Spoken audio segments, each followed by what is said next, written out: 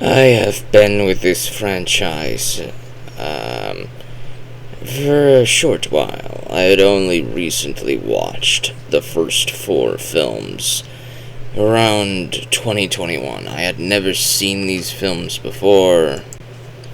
As you can see here, we have Scream 5, Scream 4, and then the Scream trilogy that was recently released within a couple years in the bargain bins. All of this was in the bargain bins. Except for that was used. But I've been with this franchise for not that long, honestly. In the late 90s, when I was young, I knew the Scream Ghostface Killer was always the popular costume of choice for everybody to wear. That face was everywhere, almost to the point of being irritating because I didn't know what it was. I knew that Scream was a movie, but I had never seen any trailers for it. I had never watched the VHS of it. I was just not into it.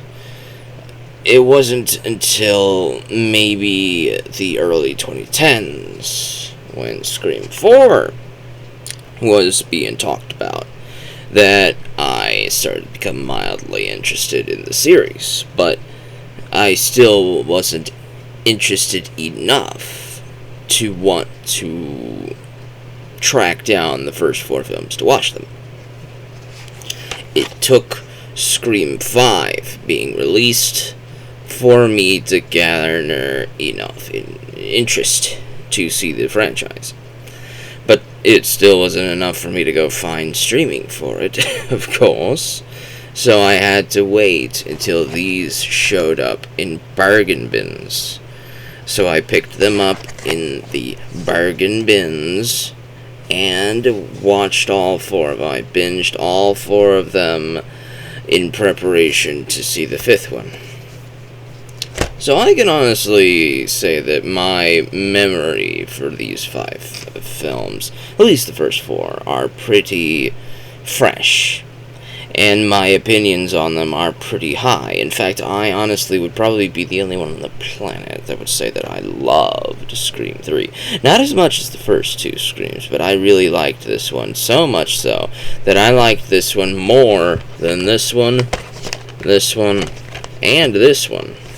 And that might come as a surprise, that might come as a blasphemy, I don't know. Maybe it's just that the time period that I watched it in, that I binged all four of these in one go, that I ended up laughing a lot. I ended up enjoying myself far more in Scream 3 than I did in Scream 4. The only characters I actually enjoyed in Scream 4 were the returning characters of Sidney, Gale, and Dewey, and the only new character I liked was Kirby. And the Jill character was okay. She just felt like a discount Sidney Prescott, and I did like what they were going to do there. But we're going to go in order here. Just a brief overview look through the previous five films leading up to Scream 6 that I initially wanted to talk about. The original Scream was that thing that everybody talked about and everybody has talked about. It's all over the YouTube internets, it's all over the Letterboxd, it's anywhere. You want to read a review, you want to watch a review, everybody's done it. You don't need me to tell you anything about this film plot-wise. You don't need me to tell you anything about behind the scenes, because somebody else has probably already told you a blurb or a tidbit or a nice sneaky little thing about it. So you know everything about Scream already. You probably know everything about the first four Screams already.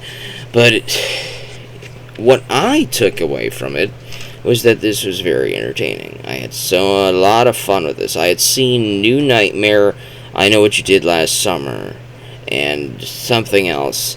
The Scream type-esque movies. The revival of the slasher in the 90s. I believe H2O came out before Scream. I could be wrong.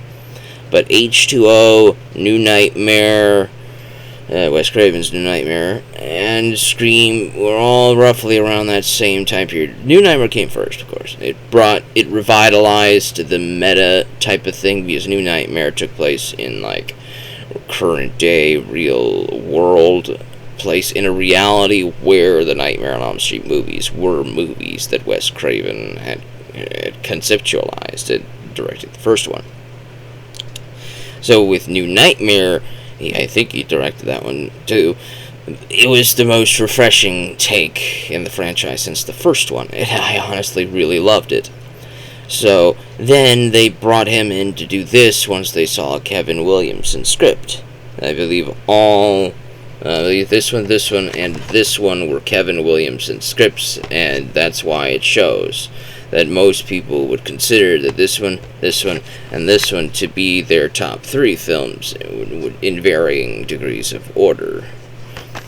I would say that my order, in regards to my personal entertainment that I took away from these films, is that Scream is the best, followed by Scream 2, which is just more of Scream 1, which is in almost the very similar fashion of Scream 1.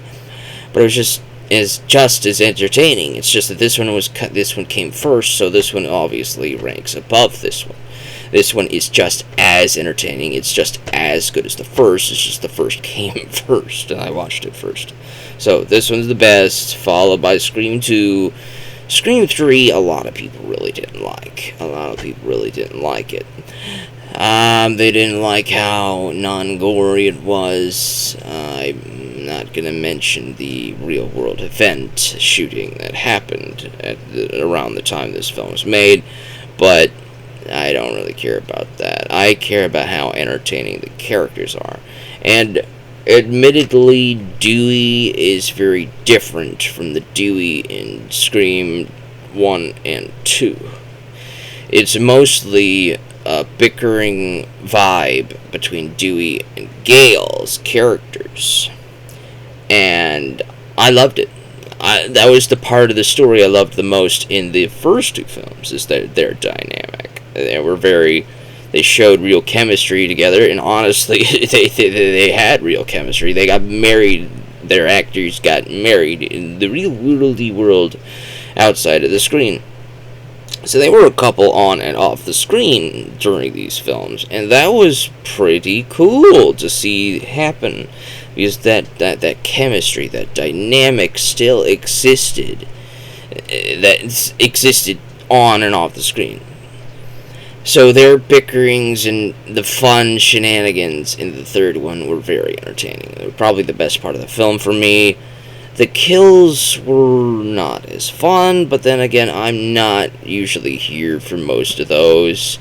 If you want good kills, go watch the Romero movie. Go watch the first Nightmare on Elm Street. Go watch Jason do the same thing all the time. And the Friday the 13th movies. Go watch Halloween 1 and 2. Just, there's better slashers out there. There's far better slashers out there.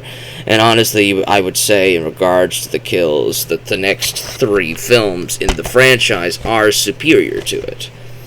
And story-wise, the next 3 films are probably superior to it. In most cases, and in most logical senses of the word, I would say that Scream 3 belongs on the bottom. But for some reason, due to Dewey and Gale's dynamic, due to their fun, wacky hijinks and all the characters, and I honestly found some of the new characters to be entertaining. Mainly the actress who plays Gale in the movie. I have to cover some of the plot here.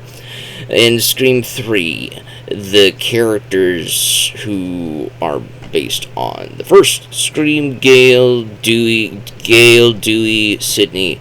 There is a series of films being made in-universe called the Stab series.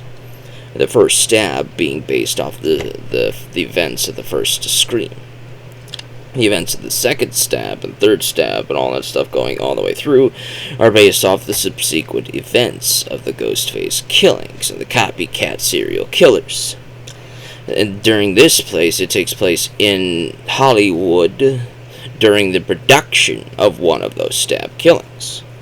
So we have Dewey and Gale in Hollywood.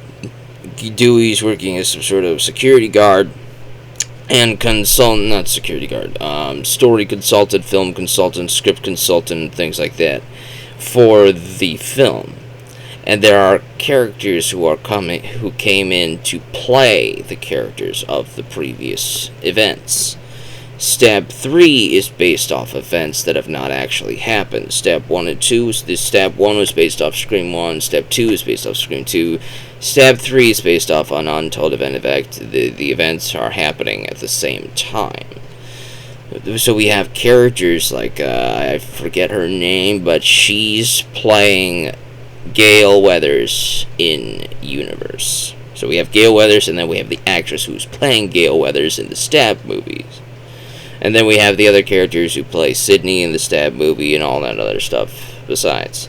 These new characters, who are actors, actresses, who play the characters from the previous movies. Okay, does that make sense? It sounds confusing, but if you've seen the movie, it makes sense. I liked the new characters, especially the Gale character. A lot of people don't like her. They find her very annoying. And to me, the annoying factor actually is an improvement to the character, because Gale in the first one was kind of supposed to be that pushy, nosy, annoying type of character. So it works very well here. And the triangle dynamic between real Gale, actress Gale, and Dewey was very fun. It was very fun to see that go on. So it was overall, I had a lot of fun watching Scream 3. It's not a good movie. It's probably worse than the next 3, but I don't care at all. I would still watch Scream 3 more than I would watch the next 3 films. If I were to rewatch Scream 3, I would feel the urge to rewatch it more than the next 3 films, if that makes sense. And always, you always have to go in order. It's the concluding chapter of the trilogy. The killer in Scream 3, his motives retcon the events of the first one, which kind of did bother me a little bit. But then again, the retconning, you have to keep this thing going. You have to. Overall, it was very fun. Scream 4. Scream 4 had a 10-year gap since the last Scream, if I can remember that correctly. So Scream 3 was in 2000. Scream 4 was... does it tell me the year? 2011. Yes, it's been roughly 10 years since the last Scream movie. So, it's a new decade. It's the 2010s. It's the millennials era. The millennials rule the earth of the internet. YouTube is big. Instagram's, I don't know about Snapchat. Twitter's big. And all this era that belongs to with us millennials. This was my era. But I still never watched this until like 5 to 8 years later. After this film had already come out. But this was the movie that everybody was talking about around me. I just never saw it until recently, within the past few years. It features the returning Big Three. The Big Three that were in the previous 3 films, and they do survive the events of this film. And I liked that. I did. Because they are the strongest characters in this film, despite Sydney not having much to do until the final act. Gale Weathers is engaging with the new generation, and I loved her dynamic with the new characters, the new cast.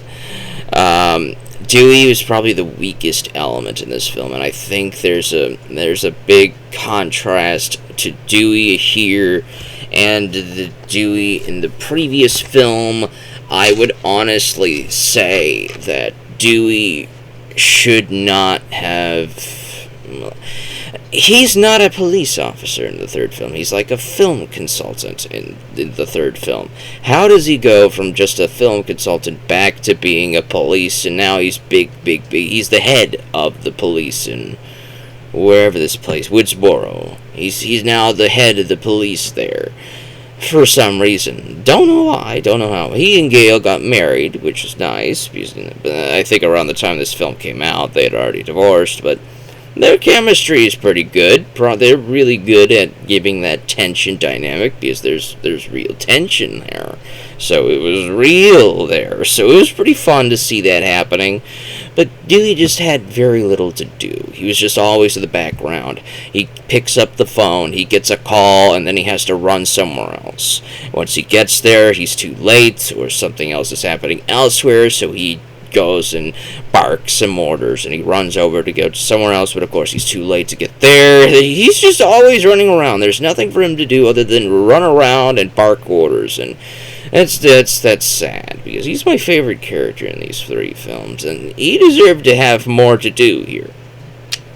And it seemed like the film was trying to find a balance between the old cast and the new cast. The new cast ended up just being here to die. There was nothing really big about them outside of the two characters shown on the screen, and maybe the Culkin character. Culkin, the brother, one of the Culkin brothers, he's in here. I think his name is Rory. I'm not sure. I could be mixing that name with somebody else, another Culkin, but it's a Culkin. There's a Culkin in this movie who plays a film buff who has romantic tension with Kirby's character. It was good. Those three characters were decent. They were very decent. But the killer reveals in this one I thought were the weakest out of all of the four films that I had binged. I honestly thought that the Jill Roberts and the Culkin reveal was very, very forced and weak.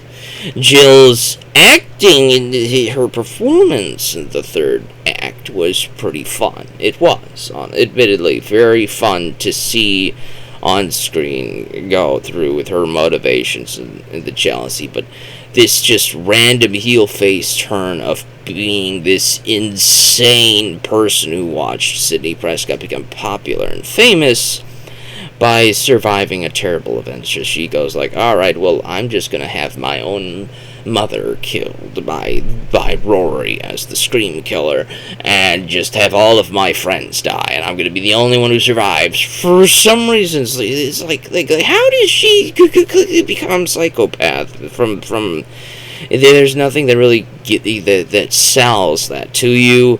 Her being Ghostface killing off some of the characters, you don't really buy that. Apparently, she's the one in the Ghostface mask when she tangos with Gale Weathers. And Gale is built, according to God, at the time, was pretty well in shape. She exercised, she jogged, she had some muscle on her. And honestly, if these two persons tangoed at this point in time, in the real world, Gale could probably kick her butt 6 ways to Sunday.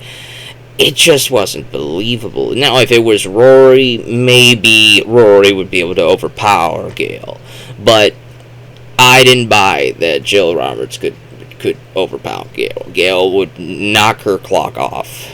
It's like when you're in the Ghostface mask, you get this supernatural superpower. But no, have you seen these previous 3 films? He's a bumbling buffoon. He runs into furniture. He slips and trips over things. His knife gets jammed into walls, and he has to pull him out.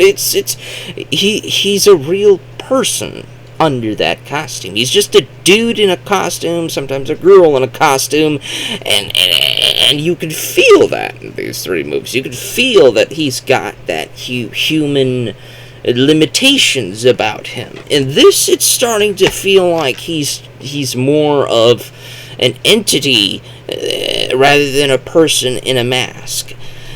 And this one did feel the most Scooby-Doo episode of the week movie out of the franchise, because they had to contrive a reason to get to get Sydney to come back to Woodsboro.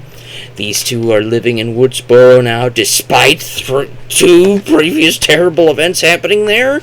It's like, why not just get married and stay in Hollywood or something? They had to move back to Woodsboro for some reason. I guess it was Dewey's decision. I don't know. Either way, it wasn't a good, strong plot. But Wes Craven came back. The direction is really good. The acting is really good. The camera is really good. Overall, it's a very solid and consistent movie that feels like it does belong in this franchise. I just don't like it as much as the first two. And honestly, I had more fun with Scream 3, despite Scream 4 being a better story, a better plot, and probably with better acting all around, because the new cast, you do enjoy a lot of the new cast, but so did I. I enjoyed a lot of the new cast here in a more bad movie kind of way. I enjoy bad movies. I really do. I have a lot of fun with bad movies. So take my opinion with a grain of salt, because I can have a lot of fun with bad movies. So this being a bad movie, it's still super fun to me. I have a lot of fun with this movie. I didn't have as much fun with this, but I think the ending, the third act, the final encounter between Sidney and Jill Roberts and Rory was very fun, and I think it might be just a tad better than the reveal of Roman in Scream 3 in regards to Roman just being a bulletproof vest, superpower, dude, and retconning the first events of that. Roman was not as fun. I could buy Rory being the killer in this, but I just couldn't buy Jill Roberts being the killer. And Jill Roberts being the mastermind killer and all that stuff. But the how it looks like she was almost going to win against Sidney, that was pretty well done. You never at once thought that Sidney was in danger in Scream 3. You never thought that she was going to lose to Roman.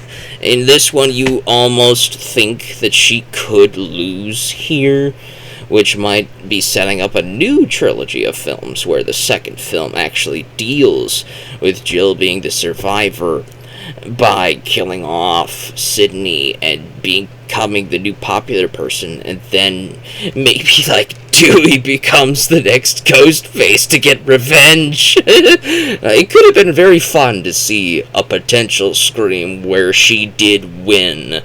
It would have been fun to see, honestly. But no, Sidney wins, Jill loses, and it's okay. This one I am on the fence for. In some cases, I really enjoyed the new cast that came in. In other cases, I really enjoyed the old cast as well. Dewey especially. This is probably the film that I like him maybe the most.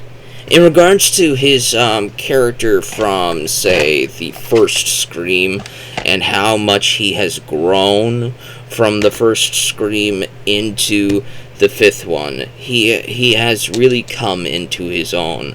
He has come from the bumbling cop, the bumbling deputy, into a survivor with chronic pain and nerve damage, to a film consultant with recovering nerve damage, to just the bumbling cop who is always late to everything. The one thing I didn't like about what happened to Dewey in this is that he and Gale break up for some reason. I thought that the will they, won't they, that they had been building up in this entire trilogy, that they finally paid off in this, where nothing really happened, actually. They didn't really do anything with the Gale and Dewey romantic angle, so much to say. Which kind of hurts. I like their bickering. Their bickering does sound like an old married couple, but they had been separated for quite a while in the real world, David Arquette and Courtney Cox, so it makes sense why they did split in universe as well.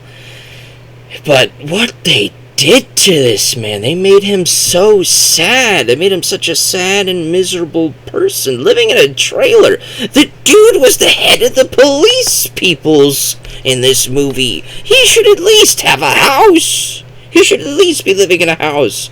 But oh wait, maybe he was living in a house, but when they separated, Gale took it and he was left with nothing, so he had to live in a trailer. That's sad. It's really sad. Gale should have left him the house in Woodsboro and with her news money and the book money. So she's rich, so she could have get a house anywhere she wanted. She could have left Dewey the house or whatever, but he's living in a trailer as a nobody, and that's like an insult to this character and his legacy and what he's done in the previous 4 films. He should have had a nice retirement. He should have had a nice retirement instead of being a sad and miserable person. They bring him back a lot like how they brought Han Solo back in Star Wars Episode 7, The Force Awakens.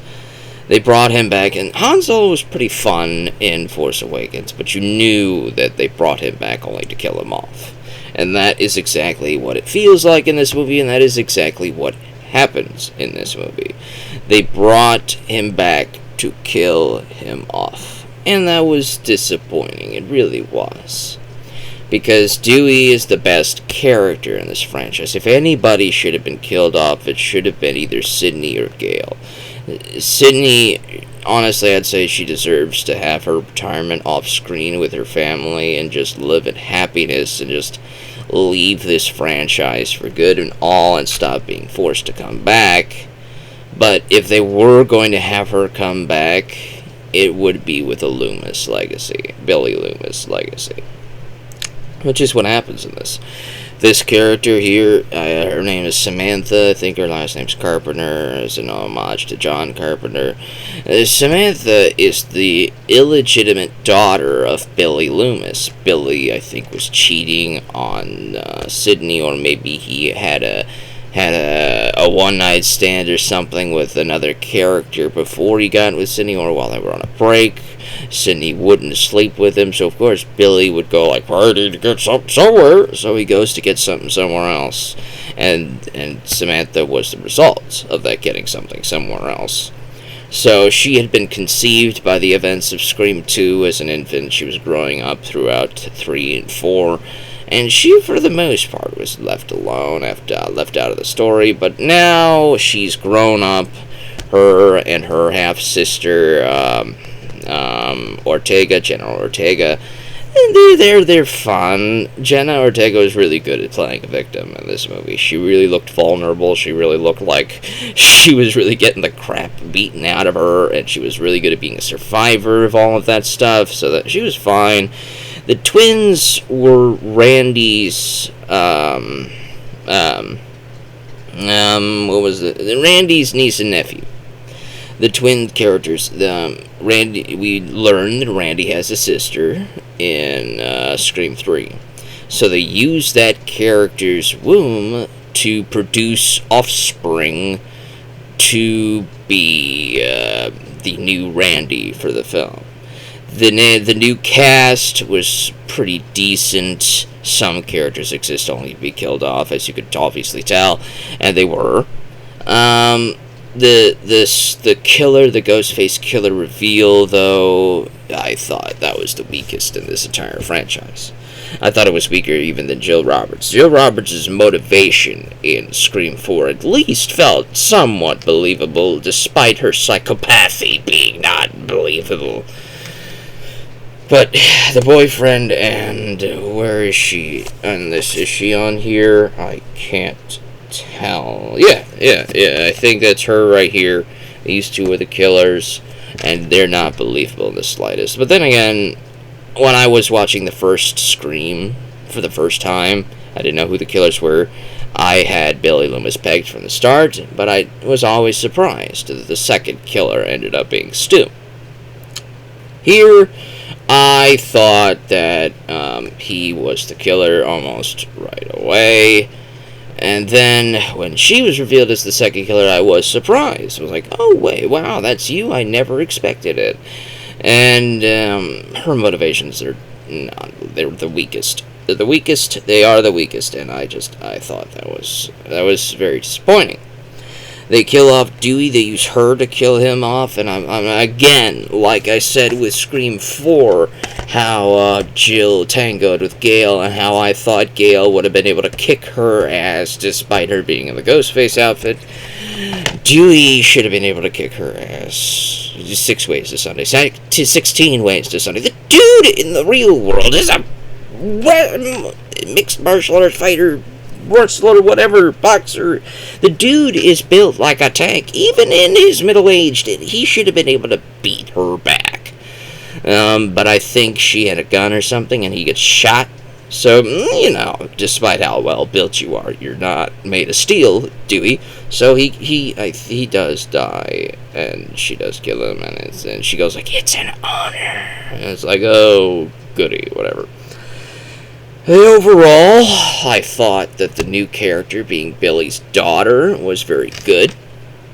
And I do like that she's suffering from some level of psychopathy herself, because she's haunted by the ghost of her father, and how her father keeps talking to her in mirrors, and they bring the actor who played Billy back to be the ghost of Billy Loomis, haunting Samantha, and it was pretty fun to see that happen. I honestly thought that she was a very good lead in this. However, my biggest my biggest fault myself was that I went into Scream 6 without rewatching Scream 5. I had only seen Scream 5 one time, and I had no memories of the twins. I couldn't remember them at all. I remember that Jenna Ortega was a decent victim, and I just didn't have a strong enough memory of Samantha Carpenter to really latch onto the old character, the new characters. I couldn't latch on to them. So by the Scream 6, where everybody except for Gail and Kirby are new cast members, these are the core four and all that stuff, and it's like I couldn't latch onto these characters. This guy was just the Chad, being the Chad bro. He's here just to be love interest to Jenna Ortega's character. Jenna Ortega's character has now turned from a victim character that was a really, really good victim, survivor victim, and all that stuff in the fifth film. She's now just, let me be the snooty teenager, college kid, blah, blah, blah, blah, blah. And now she's got a love interest with love interest guy. And it felt like she had the least to do in this film. She brought out the Randy monologue rant in this film, which, upon rewatching, I thought was pretty entertaining. But here, when I first saw this, before I rewatched the fifth film, I didn't buy it. I couldn't latch onto this character. And I was checking out. The only good Ghostface scene in this was the convenience store scene. There's a convenience store scene where Ghostface just starts attacking Samantha and Jenna Ortega in broad daylight. Not broad daylight, but like in public. He's very bold in this movie, and it's because they're in the new location. Everybody keeps saying, oh, they set it in New York. Oh, it's such a, wow, it's such new. It's not. It's not. They went to Los Angeles here, dude. You know, they've been different places. Here, New York is just New York. Nobody cares. I liked that the dude attacked in public like that. He just went right in and started blowing everybody away. The convenience store clerk had a shotgun. Ghostface takes the shotgun and uses that over using his knife, and that provided some nice tension. But you didn't feel at any point that these characters, on any of these characters, were going to die. You didn't feel it at all. And well, maybe one of them you thought could have died, which was Gail. There is a scene in the movie where Gail has to run into Ghostface, and Ghostface almost kills her. And you get the feeling that this is where they're finally going to kill off Gail. And I don't know, but bringing Kirby and Gail in were arbitrary. I liked seeing them, but their characters, it feels like whoever was writing these characters didn't really care about them either. They didn't really care about them at all. They thought we had to have a legacy character. We have to have a legacy character. We killed off David Arquette, who probably would have said yes to this film if we didn't, but we killed him off. So now we have to bring somebody else in. Oh, we can't get Sydney, because Sydney actually wants to be paid about the same price as the main character, so we can't do that. So we can't get Sydney. So now we have to get Gail Weathers. And Courtney Cox said she'd probably do it for free. So she came in for a bargain, and they didn't really do anything with her. Oh, there's Ghostface killings again. Gail's in New York because she's a reporter. She comes in to badger these guys. So these guys repeat what happened in the first movie by punching her in the face and getting tension with her, like how Sydney had tension with her in the first two films. It's contrived. It's very weak. Her motivations here are very, very, very, very, very weak, and I just did not buy it. I didn't buy it. So after her two major scenes in the film where she encounters them and then she shows them to the killer's hideout, she has three major scenes in this film. The first one is to rehash the punch in the face that we saw in the first Scream. The second one is for her to show off how she's still an investigative journalist lady, and she shows them the killer's hangout. And then the third film is where she encounters Ghostface and has a fight. It's very weak. I didn't really care. In fact, for most of the kills in this scene, I just didn't care. I knew what was going to happen before it happened. And as they dragged it on, I was just sighing to myself, going, get on with it! Get on with it! I know what's going to happen. I know exactly what you're going to do. So hurry it up and do it. There's a scene where our survivor characters have to cross. Well, Jenna Ortega and Chad Dude escape from an apartment complex. They get down to the bottom floor, but these two characters are stuck in their apartment complex with twin sister's girlfriend character, Asian lady. And Ghostface comes in, she stabs Asian lady, she hits twin sister in the arm, and so now these three characters have to get out, and so Samantha has a boyfriend who lives next door in the building across the way, and since it's New York City, the buildings are very close to one another, and so boyfriend grabs a ladder, and he holds it across the two windows and says that you're gonna have to crawl across.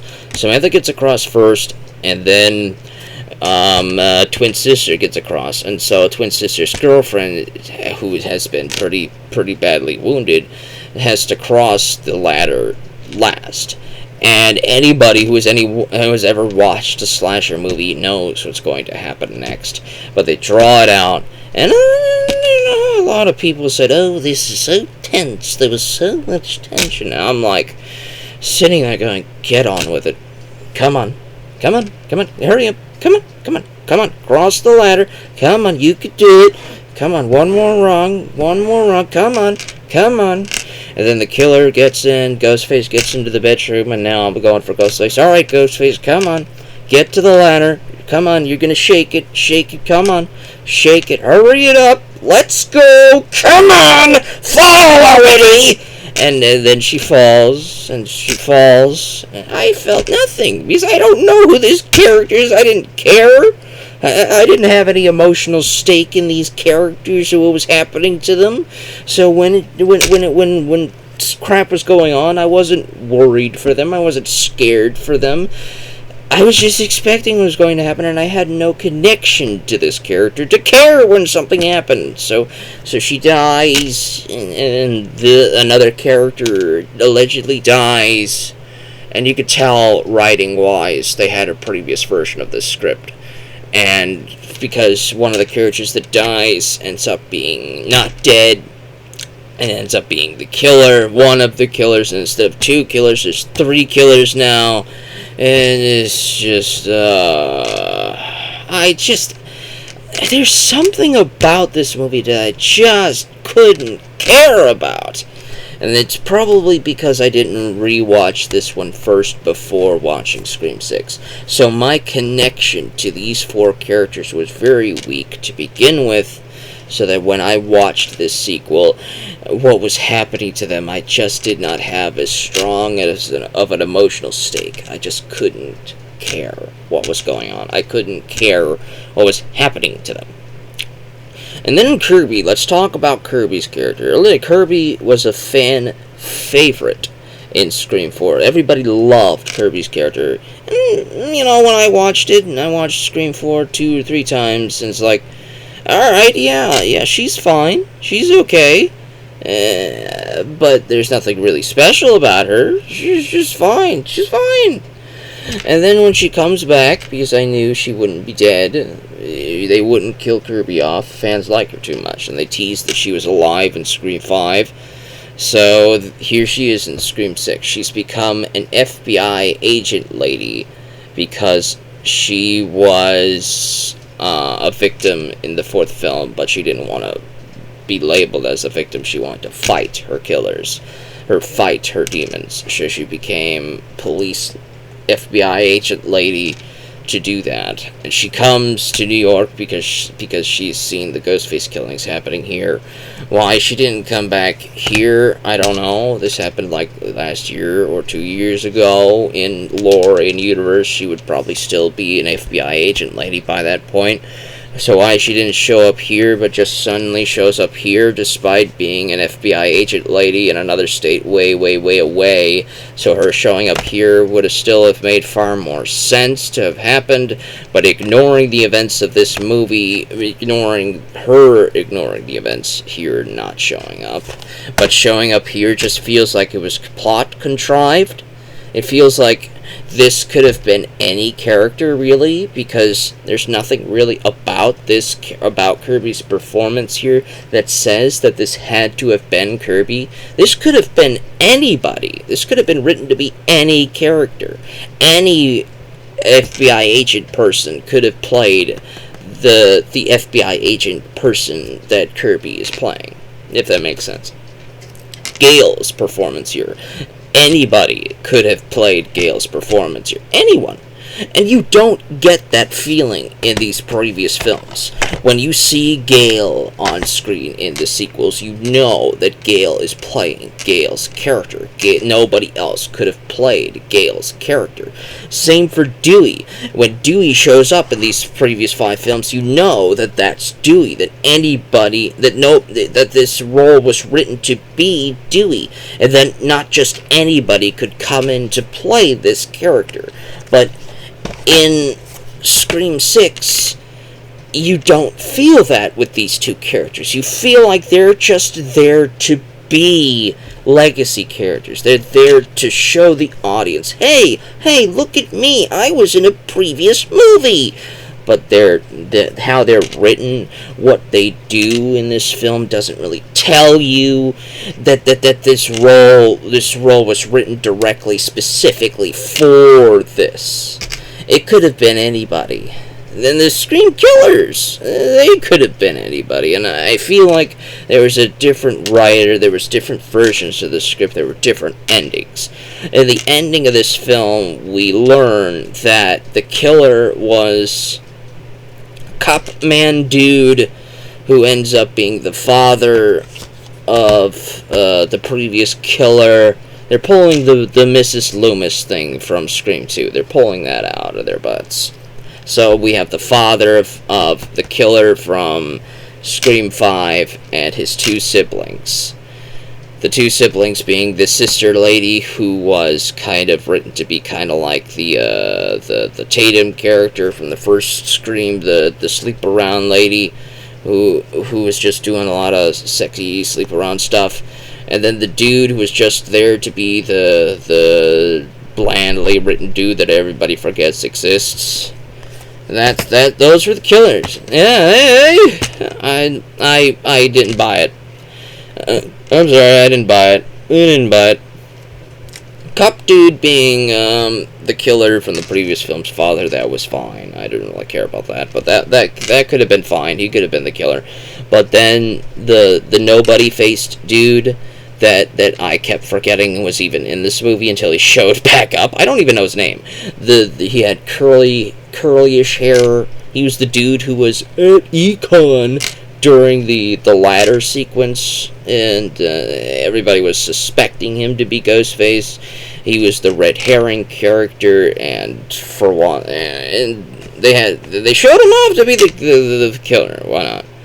And I could have bought that he could have been the killer, and I could have bought that Cop Dude could have been the killer, but writing them to be this dude's entire family was kind of forced, and I thought that was pretty meh. And bringing the sister back to life to be the third killer just felt forced. I didn't really buy it. I didn't really care. But I had already plot-wise checked out by the third act, the final act. So when everybody was doing the action-paction, slashy, and Samantha Carpenter was getting her Billy Loomis on, I thought that was very entertaining. I thought the third act was very entertaining, despite being dumb, despite the Ghostface reveal being super dumb. I still enjoyed myself, if that makes sense. I still enjoyed myself a lot in this third act. But I do feel like you should have killed off one or two of the twins, because why would you do that to these two characters only to have them keep coming back? You could have killed off either her, yeah, definitely her. Chad Dude has a romantic angle with Jenna Ortega's character. He doesn't really have much to do other than to be the love interest, though. So killing him off, we wouldn't have lost anything, really. And then we have the Randy copycat, the Randy's niece and nephew. Then we have the twin sister whose role in this it was pretty much non-existent. She only had like one scene to show that she was Randy's niece by being a film buff. Actually two. She had a conversation with Kirby that did feel like just fan service. It just felt like fan service. It was just one scene where they get to talk film horror culture, and you got to for the first time in the entire film, Kirby felt like that was a scene written for Kirby, and everything else just felt. I just didn't care. I didn't care about anybody in this film except for maybe Samantha Carpenter's performance. That was a very good. This was a very strong performance for her dealing with the aftermath of Scream 5. I thought that was a very strong performance from her. I didn't really buy or care about the performances of these three characters. Nothing against these actors. They were doing the best with what they got. They were doing a very consistent performance. It's just there was nothing written for them, I feel. It was like they were like, okay, we gotta do a sequel. What's going on? What do we have to do? And they just frantically wrote something out for them to do. Because this did come out really quick after this one, but there's no Kevin to write the story from this. Kevin had already penned up ideas for sequels by the time Scream 2 was even greenlit. But before Scream 1 was even greenlit, Kevin had already come up with sequels.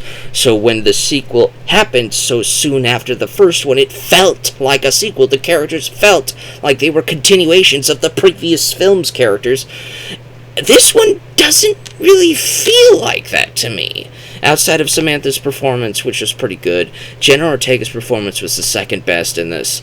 But these two, I just felt like they were there. They were just there. There was nothing really strongly written for them. These two felt like they were just pushed in just to be legacy characters for the film people, for the fans of the previous films to go, oh, look, we remember them. And it's just, it was a solid movie. It was a pretty meh sequel. I would put this at the absolute bottom of my ranking, which my rankings for these films, I would probably say, goes from 1, 2, 3, 4, 5, and that's 6. In release order.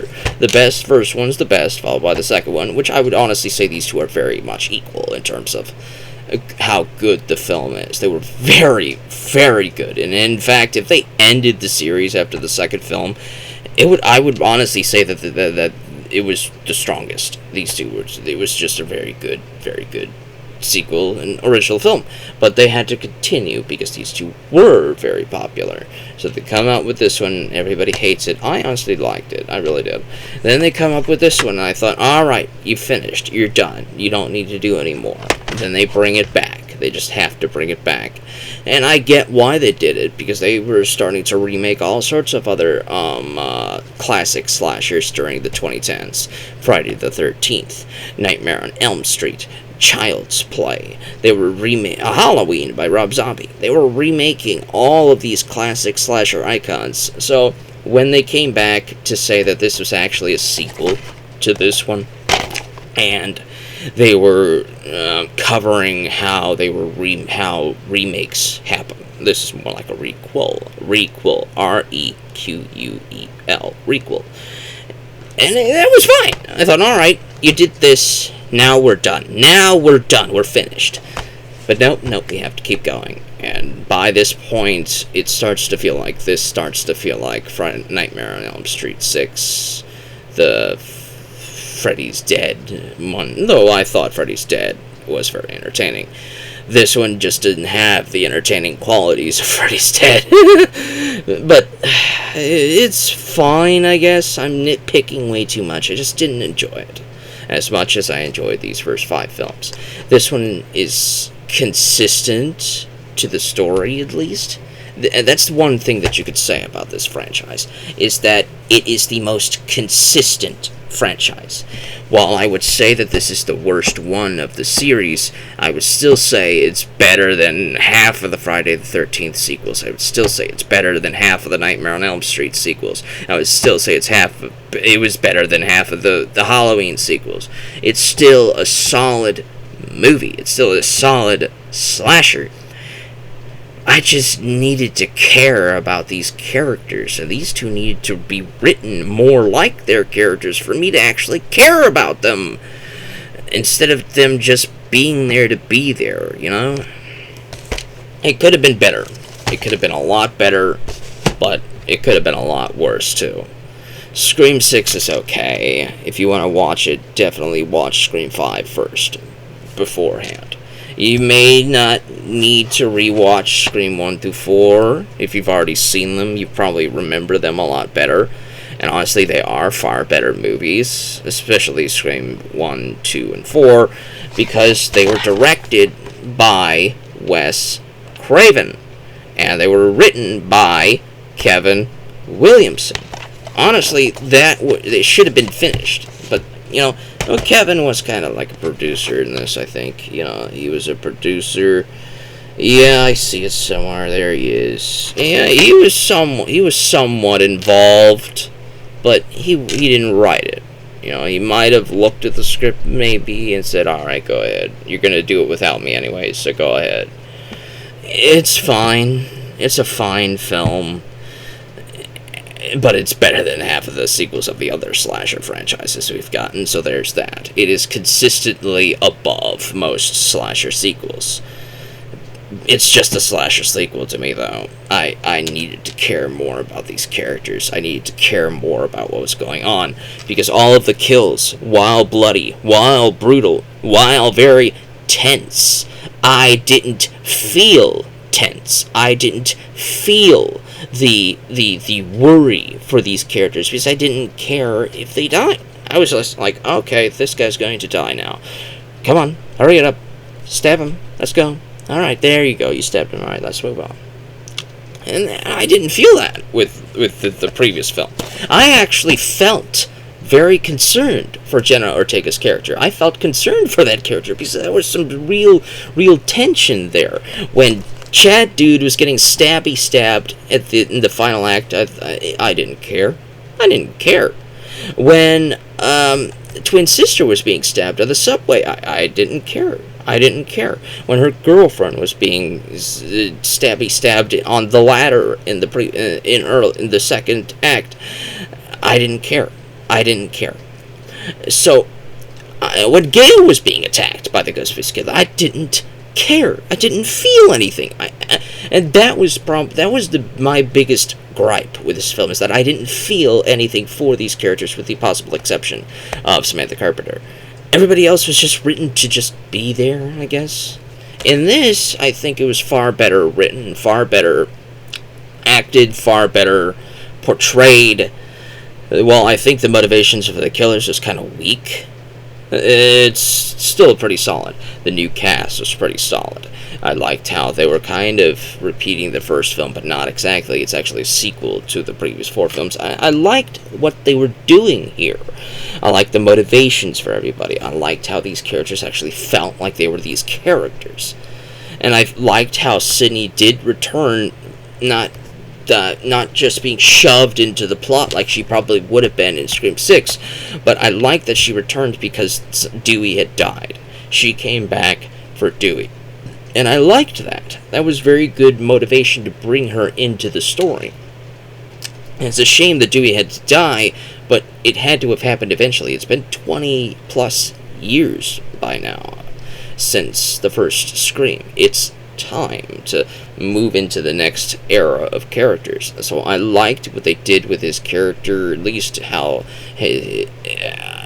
for the most part, I liked his performance. I just hate what they did to his character. He should have had a nice house. He should have had a nice retirement. He should have had nice things, nicer things. But whatever, it's whatever. But either way, I cared about what was going to happen to Dewey. In his encounter with Ghostface, I felt for him. I was worried for him. I was hoping he would make it out. I thought, all right, Dewey, you made it through, and then, oh no, Dewey, no! In this, when Gale's encountering Ghostface, it's like, alright, let's go, come on, I don't care anymore, come on, go ahead, kill her, or don't, I don't care. So, it's a meh film for me. It's getting a meh. You may like it a lot more than I do. So, if you do, that's great. You don't have to disagree. You could disagree with me without going, oh no, he's disagreeing with me. You don't have to do that. You don't have to. You could disagree with me and have a different opinion and say, wow, I really liked this film. This is probably in my top 3. It might even be my favorite. And that's fine. It really is. It is really fine for you to feel like that if you feel like that. Me, I feel like this is the worst one in the franchise, and that's okay too. Give it a watch if you want, or don't watch it. That's all I can say.